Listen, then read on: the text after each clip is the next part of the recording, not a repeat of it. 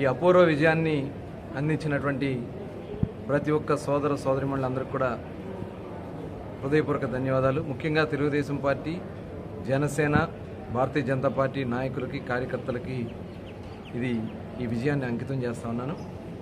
50,000 పైన ఓట్లతో మచిలీపట్నంలో చరిత్ర సృష్టించినటువంటి ప్రతి ఒక్క తెలుగుదేశం, జనసేన, భారతీయ జనతా పార్టీ బిడ్డలందరికీ కూడా మనస్ఫూర్తిగా అభినందిస్తూ, చాలా మనందరి కష్టాలు, మనందరూ పడినటువంటి వేదన, 5 సంవత్సరాలు కేసులు పెట్టించుకుని, దాడులు చేయించుకుని, అక్రమంగా నిర్బంధించుకుని ఎన్నో రకాల కష్టాలు పడ్డాం. ఇవాళ ఈ అపూర్వ విజయాన్ని ప్రజలు మనకు అందించారు. ప్రజలకు ఆకాంక్షకి తగిన విధంగా మనం పనిచేసుకుందాం. దయచేసి ఎవరు కూడా ఉద్రేకాలకి లోను కావద్దు. గతంలో వాళ్ళు చేసినటువంటి అరాచకాల్ని తిరిగి మళ్ళీ మనం చేస్తే ప్రజలకి మనం మోసం చేసిన వాళ్ళు అవుతాం. దయచేసి అందరినీ నేను కోరుతా ఉన్నా, అందరూ కూడా సమన్వయంతో ఉందాం. ఖచ్చితంగా చట్ట ప్రకారం ఎవరిని ఎప్పుడు ఎట్లా వాళ్ళని చర్యలు తీసుకోవాలో ఖచ్చితంగా తీసుకుందాం.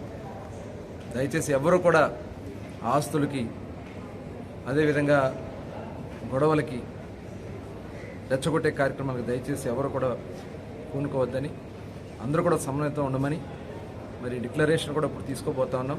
తీసుకుని నేను ఒక అర్ధగంటలో బయలుదేరబోతా ఉన్నాను. దయచేసి అందరూ కూడా చాలా సమన్వయంతో ఉండాలని చెప్పి మరొకసారి కోరుకుంటూ, మరొకసారి మీ అందరూ కూడా హృదయపూర్వక ధన్యవాదాలు. ఈ విజయాన్ని అందించినటువంటి మీకు మరొకసారి నా శుభాకాంక్షలు తెలియజేస్తాను.